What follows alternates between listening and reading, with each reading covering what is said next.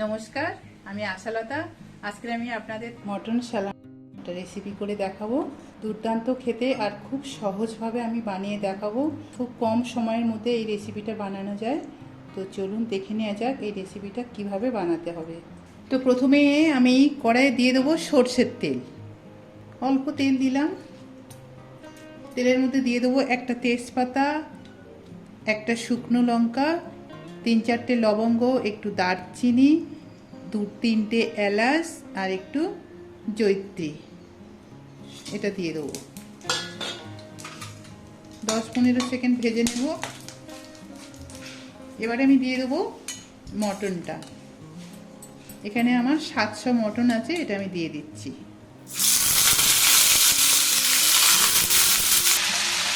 দিয়ে দেবো একটু হলুদ পাউডার, লঙ্কার পাউডার আর ধনের পাউডার।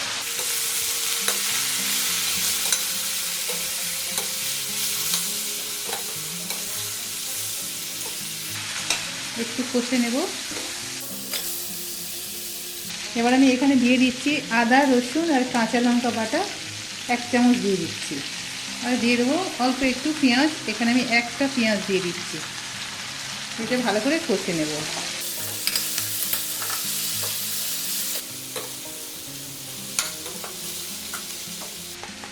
নুন দিয়ে দেবো স্বাদ মতো।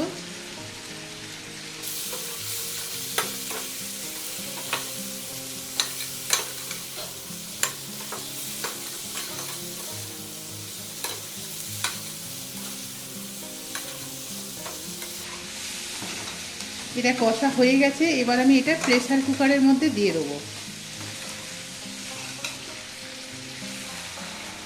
জল দিয়ে দিলাম পরিমাণ মতো।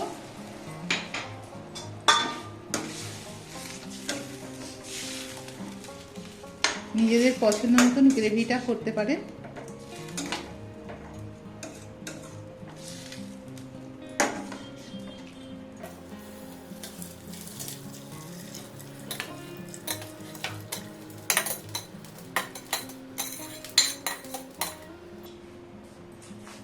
এবার আমি এটা 5টা সিটি মেরে নেব মিডিয়াম হিটে।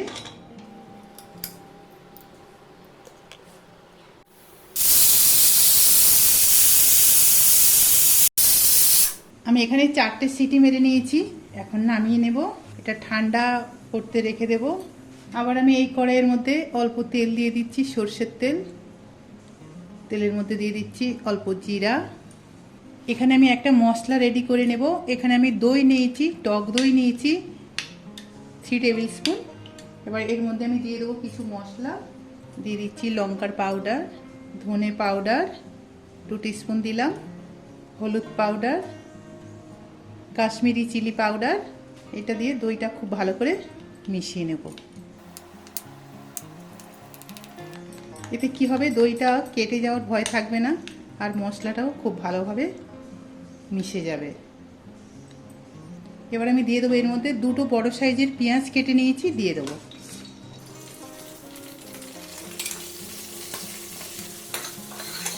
পেঁয়াজটা খুব ভালো করে ভেজে নিতে হবে। 1/2 টিস্পুনের মতন আমি চিনি দিয়ে দিচ্ছি।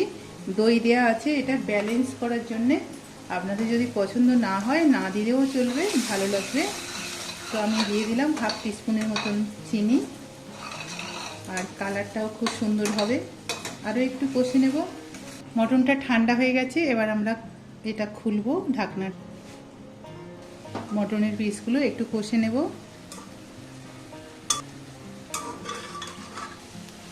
আবার একটু মশলার সাথে কষে নিতে হবে।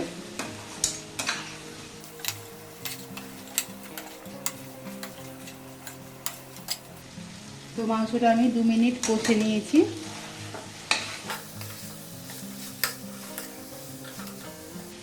এবার আমি দিয়ে দেব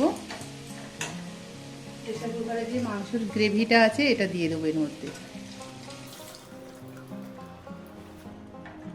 এবার আমি এটা 10 মিনিট রান্না করব। মাংস আমার সিদ্ধ হয়ে গেছে।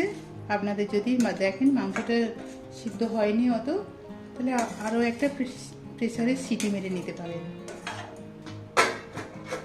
এবারে আমি গরম মশলার পাউডার দিয়ে নামিয়ে নেব। এখানে আমি দিয়ে দিচ্ছি গরম মশলার পাউডার। এবার এটা 5-6 মিনিট আমি একটু রেখে দেবো ঢাকা দিয়ে।